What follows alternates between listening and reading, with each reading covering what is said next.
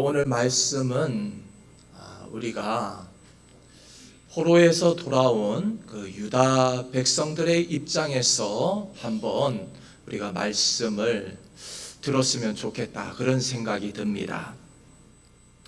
그럼 포로 생활에서 돌아온 이 유다 백성들 70년 만에 고향 땅으로 다시 돌아왔을 때 이 사람들은 어떤 생각을 했을까요?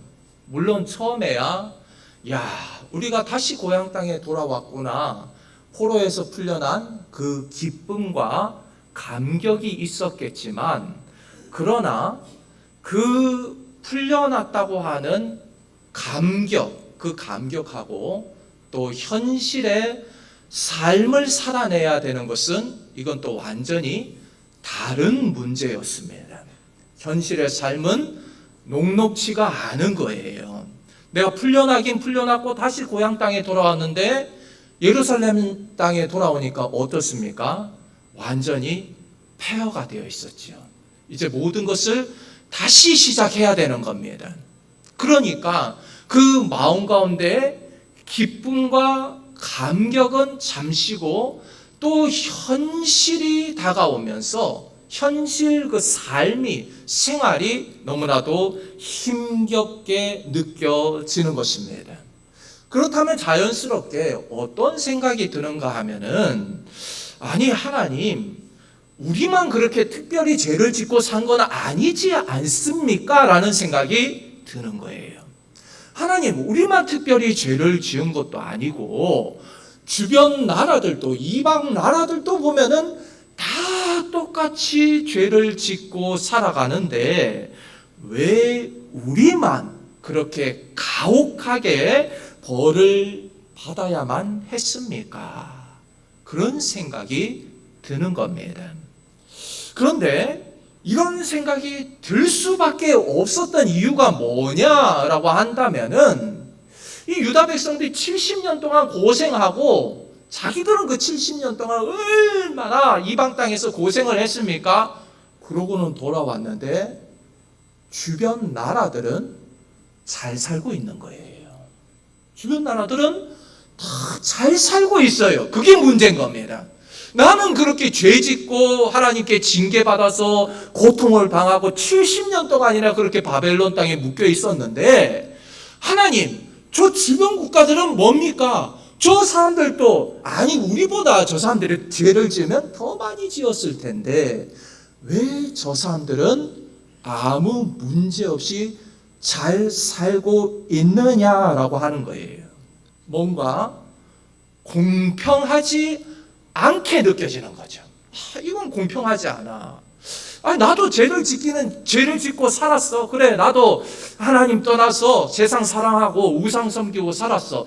그런데 저 주변 국가들은 죄 안 지었느냐 말이야. 그런 생각이 드는 겁니다.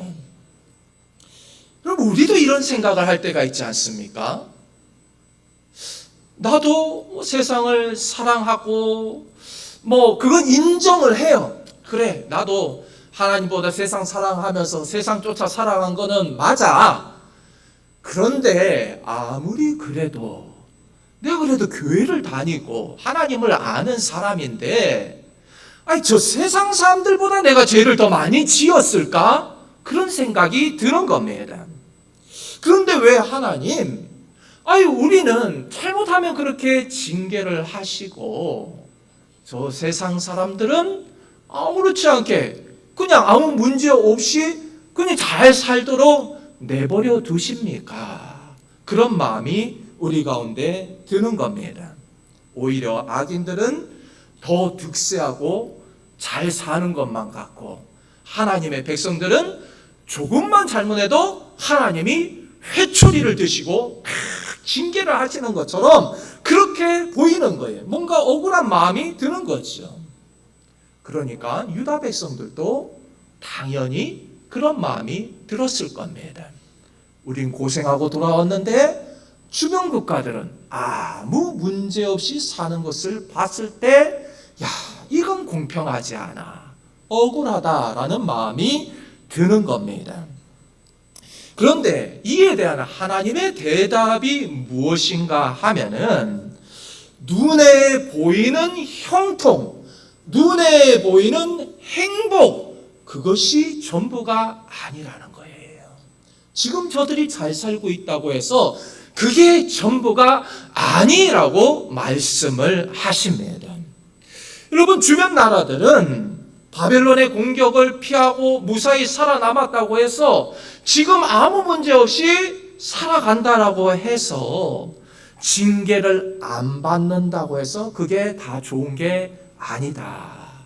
오히려 매도 먼저 맞는 편이 낫다는 거예요. 매도 먼저 맞는 편이 낫다. 여러분, 하나님께서 왜 유다 백성들을 그렇게 심하게 징계를 하셨을까요? 물론 그들이 하나님을 떠나서 우상 섬기고 죄악을 범하고 세상 영광에 마음 빼앗겨서 돈과 권력만 쫓아가면서 그렇게 살았기 때문입니다. 하나님께서 그들에게 주신 그 소중한 보물은 내팽개쳐놓고 세상 권력, 세상 영광에 눈이 멀어서 거기만 쫓아가다 보니까 하나님이 정신 차리라고 징계를 하신 겁니다. 여러분, 오늘 우리도 마찬가지입니다. 하나님께서 우리에게 주시는 귀한 보물, 귀한 선물이 있어요. 그런데 그거는 내팽개쳐 놓고 세상 영광만 쫓아가다 보면은 여러분, 우리도 유다 백성들과 똑같이 하나님의 징계가 임할 수 있다는 사실을 우리는 깨달아야 됩니다. 여러분, 하나님 백성에게 있어서 진짜 보물, 우리에게 가장 소중한 것은 무엇입니까? 바로 말씀 안에 있는 진리인 줄로 믿습니다. 말씀 안에 있는 진리, 그리고 복음을 위해서 살아가는 삶, 그것이 하나님께서 우리에게 주신 최고의 선물인 것입니다. 여러분, 그러니까 만약에 우리도 세상 욕심에 눈이 멀어가지고 세상만 쫓아 살아가다 보면은 우리에게도 똑같이 바벨론이라고 하는 징계가 임할 수가 있는 것이에요. 여러분, 우리는 정신 차려야 됩니다. 국가적으로도 그렇고 개인의 삶도 마찬가지입니다. 특별히 하나님의 백성들이 하나님의 뜻대로 살아가지 못하면 하나님은 회초리를 드신다. 우리는 그 사실을 기억해야 됩니다. 여러분, 그런데 하나님께서 회초리를 드신다고 해서 여러분, 우리가 절망하고 좌절할 필요가 없어요. 오히려 하나님께서 회초리를 드셔서 그걸 맞고 정신 차리고 하나님께로 다시 돌아오기만 하면, 다시 돌아올 수만 있다면 그게 은혜입니다. 회초리를 맞아도 돌아올 수만 있다면 그게 은혜인 것입니다. 여러분, 얻어맞고서라도 다시 돌아오기만 하면은 소망이 있는 거예요. 소망이 있습니다. 그러나 계속 정신 못 차리고 세상 길로 계속 가다 보면 그 영혼은 반드시 망할 수밖에 없다.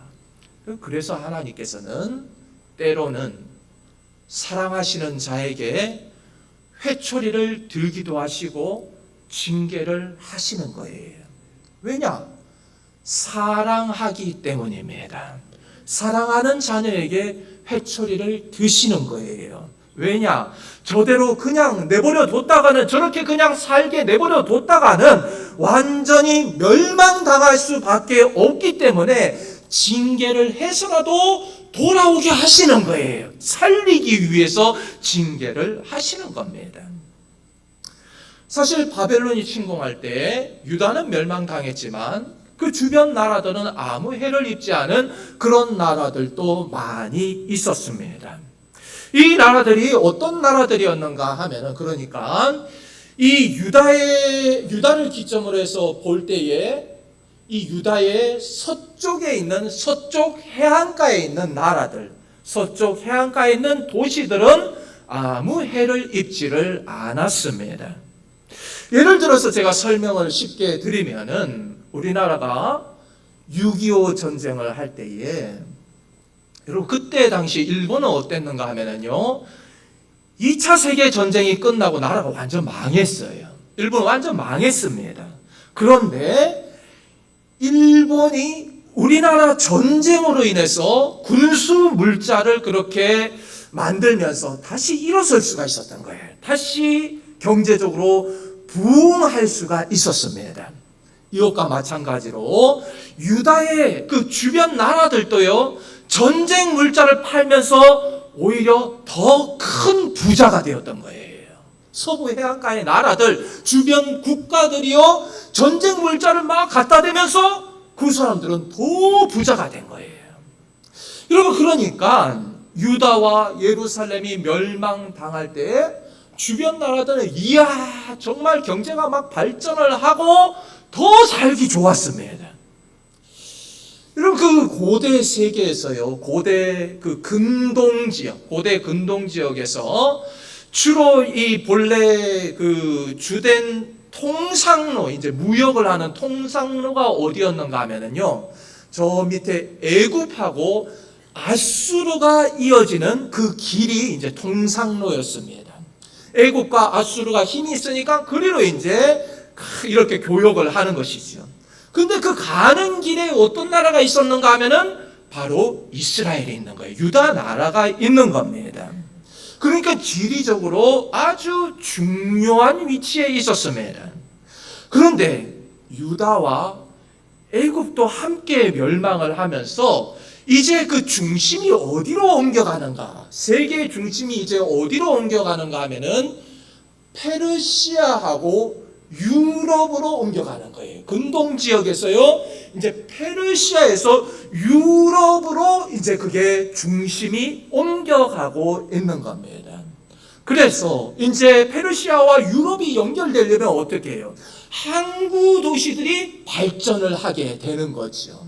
그러니까 항구 도시들은요, 계속해서 발전을 하는 거예요. 잘 사는 겁니다.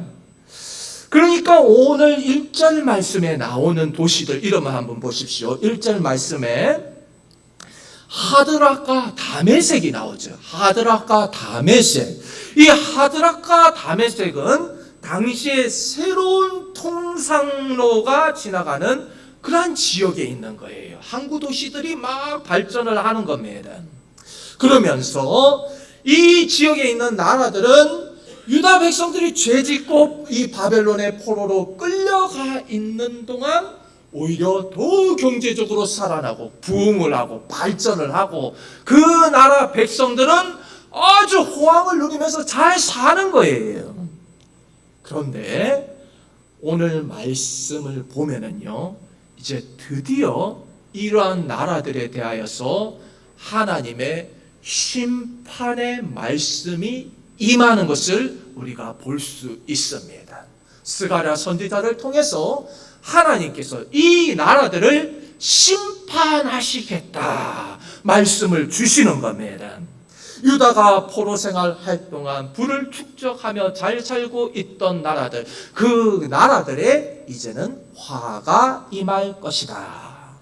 그러면 왜 이러한 도시들에 대해서 하나님께서 경고의 말씀을 하고 계시는가?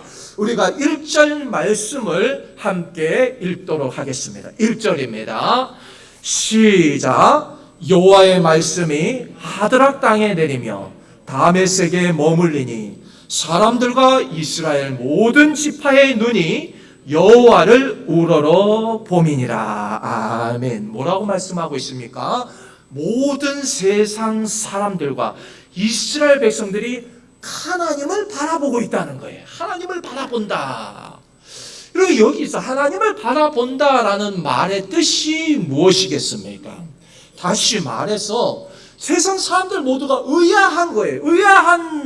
의아하면서 하나님을 바라보는 거예요. 아니 하나님, 저 사람들도 죄를 짓고 저 사람들도 하나님을 인정하지 않고 저러고 살아가는데 왜 저 사람들은 저렇게 아무 문제 없이 잘 살아가고 있습니까? 그렇게 하나님을 바라보는 거예요. 하나님을 바라보면서 왜 하나님 저들은 심판하지 않으십니까? 왜 우리만 고통당해야만 했습니까? 라고 바라보는 것입니다. 여러분, 사람들의 마음 가운데는 다 이런 마음이 있는 것 같아요.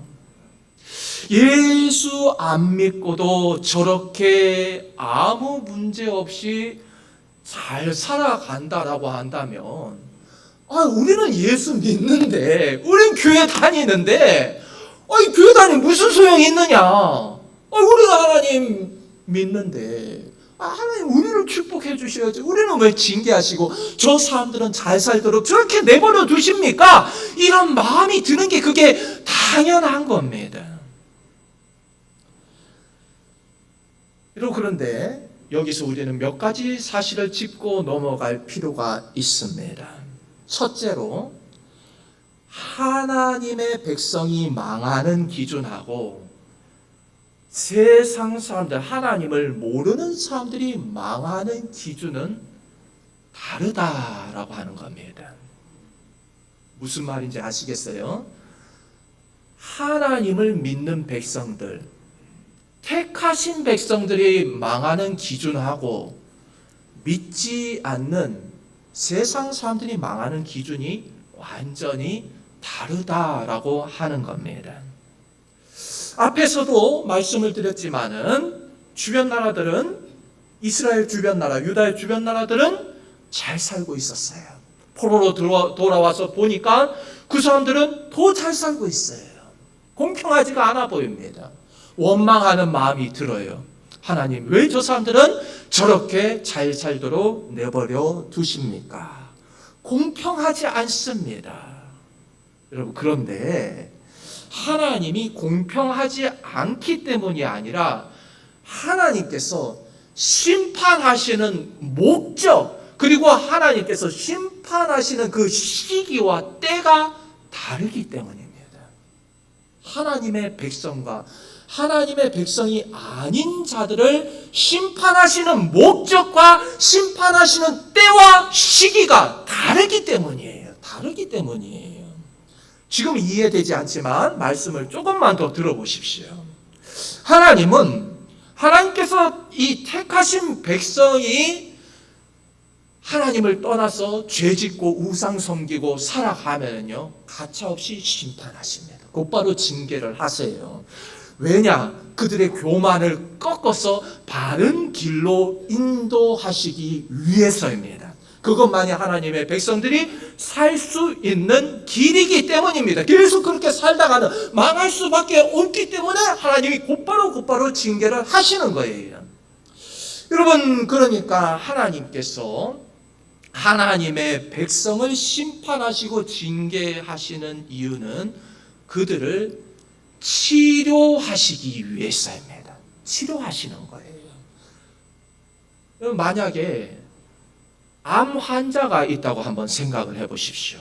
암 환자가 있어요. 근데 그 사람은요, 평소에 술을 소주를 한 4-5병씩 하루에 먹고 살아요. 담배를 한 2갑, 3갑씩 이렇게 피고 살아요. 그렇게 계속 술을 먹고 담배를 피고 살면 그 사람은 죽을 수밖에 없는 거예요. 그럼 의사 선생님 뭐라고 하겠습니까? 술, 담배 끊어야지 삽니다. 그렇게 살면은 죽을 수밖에 없습니다. 경고하는 거예요. 마찬가지로 하나님도, 하나님의 백성들이 계속 죄를 짓고 살아가면요, 너 그렇게 살면 죽을 수밖에 없어. 그래서 하나님께서 수술대에다 올려놓으시는 겁니다. 고치려고 수술대에 올려놓으시는 거예요. 그러고는 날카로운 칼을, 메스를 탁 드시면서 그 백성들을 막 수술을 하시는 거예요. 칼을 들고 수술을 하시는 겁니다. 그러면 막 칼자국이 지나갈 때 아프죠? 막 아프다고 소리를 지릅니다. 여러분, 그런데 그 수술이 하나님의 백성을 살리는 수술인 거예요. 지금 당장에 막 아파요. 막 하나님 왜 저한테 그러세요? 막 칼이 지나가니까 아픈 거 피가 철철철 흐릅니다. 그러니까 하나님 너무 아파요. 왜 나만 이렇게 고생하게 하세요? 아니야, 그게 너를 살리는 길이야 라고 말씀하시는 겁니다.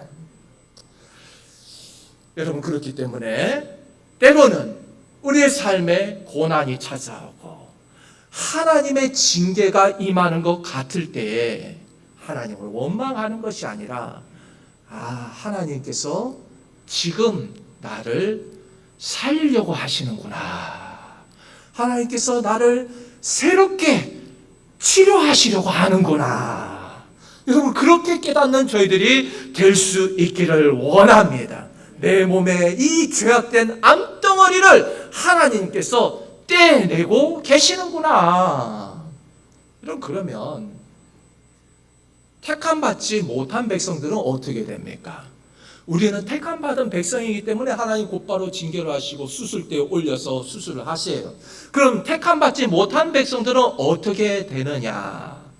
하나님은 그들을 그냥 내버려 두셔서 자기의 욕심대로 살다가 망하도록 내버려 두시는 겁니다. 무서운 겁니다. 무서운 거예요. 그래서 가장 무서운 거는 뭐냐면요, 내가 죄를 짓고 하나님에게서 떠나 살고 있는데도 아무 일도 일어나지를 않는 거예요. 하나님의 징계가 임하지를 않아요. 오랫동안 하나님을 떠나서 죄를 짓고 살아가는데도 아무 문제도 일어나지 않아요. 하나님께서 그래, 너 그렇게 마음대로 한번 살아봐라. 네가 원하는 대로 한번 살아봐라. 네가 원하는 대로 살아봐라. 그렇게 내버려 두시는 게 그게 가장 무서운 겁니다. 그게 가장 무서운 거예요. 여러분, 하나님은 우리를 사랑하시기 때문에 징계도 하시고 회초리도 드신다는 사실을 잊지 마시기 바랍니다. 이 사실만 우리가 기억하면 됩니다. 하나님은 선하시고 우리의 가장 좋은 아버지가 되시고 우리에게 가장 좋은 것을 주시며 우리를 가장 좋은 길로 인도하여 주신다. 이 사실만 잊지 않으면 되는 거예요. 그러면은 뭐 어떤 어려운 일이 찾아온다 할지라도 원망하지 않고 불평하지 않고 우리가 하나님을 믿고 신뢰하며 나아갈 수 있는 줄로 믿습니다. 그러면 이제 앞으로 다른 나라들의 운명은 어떻게 될 것인가? 분명 이 바벨론의 침공은 유다 백성들에게 있어서 이건 정말로 큰 재앙이었습니다. 그런데 다른 나라들은 또 주변 국가들은 괜찮았다라고 했지요. 그러면은 이 나라들에 대해서 스가랴 선지자는 뭐라고 말씀을 전하고 있는가? 이제 우리가 2절, 3절, 4절을 함께 읽어보도록 하겠습니다. 2절, 3절, 4절 시작. 그 접경한 하마세도 임하겠고 두로와 시돈에도 임하리니 그들이 매우 지혜로움이니라. 두로는 자기를 위하여 요새를 건축하며 은을 티끌같이 금을 거리에 진흙같이 쌓았도다. 주께서 그를 정복하시며 그의 권세를 바다에 쳐 넣으시리니 그가 불에 삼켜질지라. 아멘. 여러분, 무서운 경고의 말씀입니다. 주변 나라들을 향한 하나님의 무서운 경고의 말씀이에요. 여기서 나오는 하맛 그리고 두로와 시돈 이러한 나라들은요, 바벨론이 유다를 침공할 당시에 오히려 더 전성기를 누릴 수가 있었습니다. 오죽하면 3절 말씀을 보세요. 3절 말씀을 보면요, 은을 티끌같이 여기는 거예요. 은을 티끌같이 여기고요, 막 금이 산더미같이 쌓여가지고 금이 마치 진흙같이 느껴졌다라고 하는 겁니다. 대단했습니다. 경제가 살아나고 부흥을 하고요, 이 사람들이 뭐 엄청나게 힘을 얻는 거죠. 그런데 하나님께서 뭐라고 말씀하십니까? 내가 그들을 정복하겠다. 내가 그의 권세들을 바다에 쳐 넣어버리겠다. 그들은 불에 삼켜지고 말 것이다. 하나님이 그들을 심판하시겠다고 말씀하시는 겁니다. 실제로 이 당시에 페르시아가 패권국으로서 모든 나라들을 통치하고 다스릴 때에 이 페르시아가 주도하는 그 고대 근동의 경제는요, 아주 발전을 했습니다. 페르시아가 막 이끌고 주도하면서 아주 이 고대 근동 지역이 잘 사는 거예요. 그런데 그게 언제까지였냐면 페르시아 다음에 누구입니까? 헬라로 넘어가죠. 그때 누가 혜성같이 등장하냐면은 알렉산더가 나타나는 거예요. 알렉산더가 등장하기 전까지만 하더라도 이 나라들은 이 페르시아 밑에서 아주 잘 먹고 잘 사는 거예요. 경제적으로 아주 부흥을 했습니다. 전 세계에 막 없는 물건들이 없을 정도로 막 다 쌓여 있는 거예요.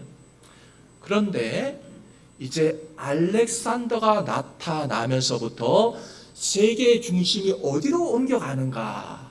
이제 페르시아는 저물고요. 이 알렉산더가 있는 헬라, 마케도니아가 중심으로 막 떠오르기 시작하는 거예요. 유럽으로 넘어가는 것입니다. 근동 지역이 아니라 유럽으로 이제 세계의 중심이 옮겨가기 시작하는 거예요. 여러분, 그러면서 알렉산더가 나타나서요, 오늘 성경 말씀에 나오는 두로를 침략하는 거예요. 두로를 침략해가지고요, 두로를 함락시켜서 1만 명을 죽이고 3만 명을 포로로 끌고 가는 거예요. 이건 성경에 이제 나와 있지는 않죠. 그런데 알렉산더가 두로를 함락시킨 그 다음으로는요, 두로는 다시 회복될 수가 없었어요. 다시 일어서지는 못하는 거예요. 여러분, 이게 큰 차이입니다. 한번 보십시오. 하나님의 백성들은 70년 동안 포로 생활하고 돌아와서도 다시 일어나는 거예요. 하나님 다시 회복시켜 주는 거예요.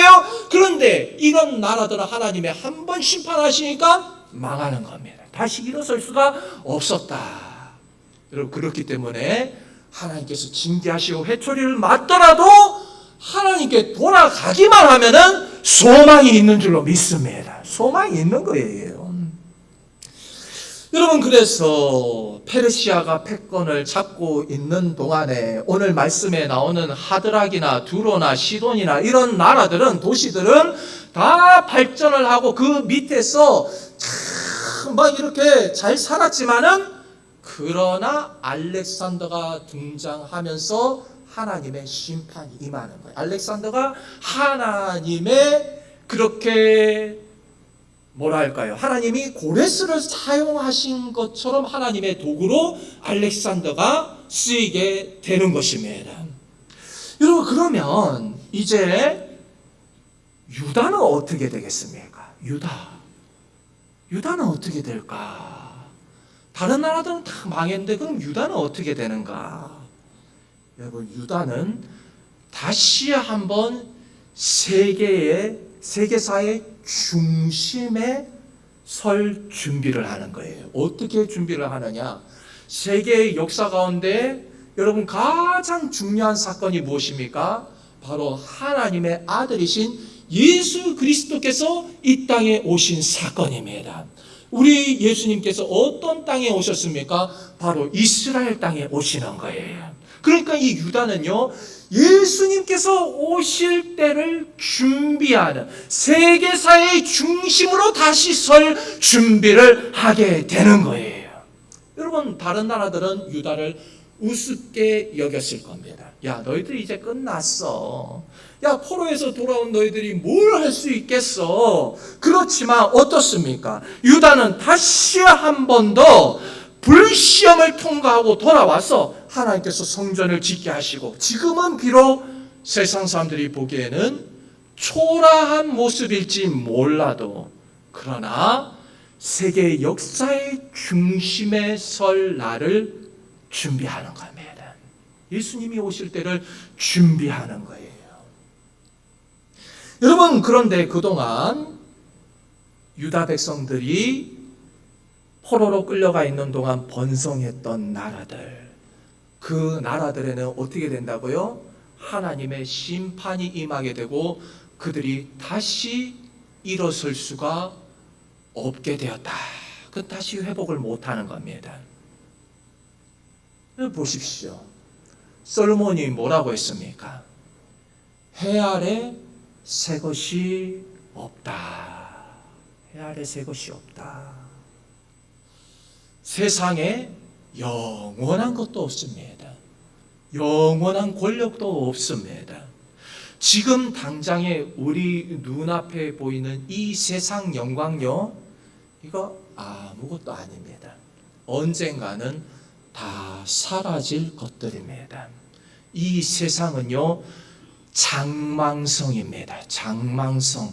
장차 망할 성에 우리가 살아가고 있는 거예요. 그런데 세상 사람들은 그것이 전부인 줄로만 알고 세상 영광 붙잡고 살아가는 거예요. 그리스도인들도 그 영향을 받아서 예수를 믿는다고 하면서도 세상 영광만 쫓아서 살아가는 겁니다. 그러면 어떻게 되는가? 오늘 말씀에 나오듯이 두로와 시돈, 하맛과 같이, 하드락과 같이 하나님의 심판이 언젠가는 임하게 된다. 하나님의 심판이 임하는 것입니다. 여러분, 그렇기 때문에 하나님의 백성들은 지금 이 땅에서 잘 먹고 잘 살고 이 땅에서 떵떵거리면서 살아가는, 이 땅에 득세하는 사람들을 부러워할 필요가 없습니다. 세상에서 온갖 죄를 짓고 하나님을 부인하고 예수 그리스도 없이도 형통하게 잘 사는 자들을 우리가 부러워할 필요가 없다라고 하는 것입니다. 왜냐? 오늘 말씀에 나오는 두로와 시돈, 하맛과 같이 이런 나라들, 이런 하나님을 인정하지 않고 세상 죄악에 허덕이면서 살아가는 이 자들은 언젠가는 하나님의 심판을 받게 될 것이기 때문입니다. 여러분, 하나님의 백성들은 이 땅에서 주목받지 못하고 하나님의 징계를 받고 회초리를 얻어맞고 불시험을 통과하더라도, 그러나 나중에는 유다 백성들과 같이 하나님께서 반드시 회복시켜 주실 줄로 믿습니다. 여러분, 하나님을 인정하지 않던 나라들이요, 오늘 말씀에 나오는 나라들, 이 말씀을 보면은 은을 티끌같이 여기고 금을 진흙같이 여겼다. 너무나도 잘 사는 거예요. 너무나도 풍족하고 너무나도 번성하지만, 그러나 이 나라들은 역사 속에서 다 사라지고 말았습니다. 여러분, 마찬가지로 이 땅에서 떵떵거리면서 사는 자들, 하나님을 부인하고 하나님을 인정하지 않고 살아가는 자들의 끝도 이와 같을 것입니다. 그렇기 때문에 저희들이 이 땅에 살아가면서 세상에 뭐 좋은 것이 없나, 세상에 무슨 즐거움이 없나, 그렇게 세상을 힐끗힐끗 바라보면서 그러고 살아갈 것이 아니라, 우리는 오직 하나님 한 분께 우리의 시선을 고정하고 하나님 나라를 향하여서 달려나가는 하나님의 백성들이 되어야 할 줄로 믿습니다. 푸른 마르고 꽃은 시들어도 우리 하나님의 말씀은 영원할 줄로 믿습니다. 예수 그리스도께서 준비하시는 하나님의 나라, 우리를 위하여 거처를 준비하러 가신다고 했는데 그 나라가 곧 임하게 될 것입니다. 재림 예수님은 반드시 다시 이 땅에 우리를 데려가시기 위해서 이 땅에 오실 것입니다. 그 주님의 재림을 준비하면서 이 땅에서 거룩한 예수 그리스도의 신부로서 하나님의 백성으로서 살아갈 수 있는 우리 모든 세원의 가족들 되시기를 주님의 이름으로 축복합니다.